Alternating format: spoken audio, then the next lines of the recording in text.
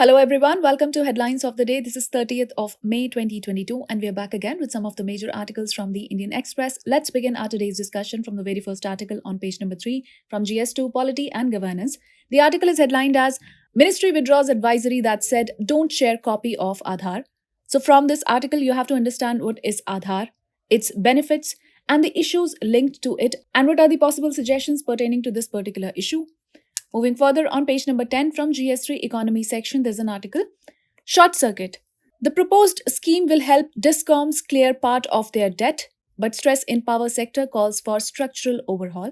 So from this article, you have to understand what is the financial position of Discoms, the issues and challenges faced by Discoms, efforts of the government in this particular context, and what more needs to be done in this particular context.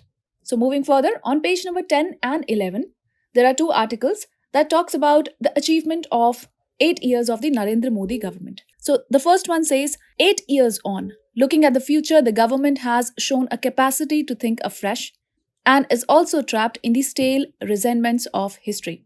The second article is written by Ms. Smriti Irani. It is highlighted as Women Take the Wheel. As Modi government completes 8 years in office, women have emerged as deciders of the nation's destiny, opinion makers and social change agents. So from these articles, you have to understand what are the major highlights of achievements on completion of 8 years of Narendra Modi government, the associated issues, key analysis, and what is the possible scenario ahead. Moving further on page number 14 from miscellaneous section, the article is headlined as Palmi Dior, top awards at Cannes down the years. So from this article, you have to learn the facts related to this particular award, that is the Palmi Dior award.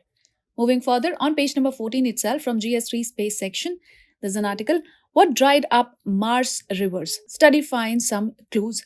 So the tracks of the past rivers, streams and lakes are still visible today, says this study.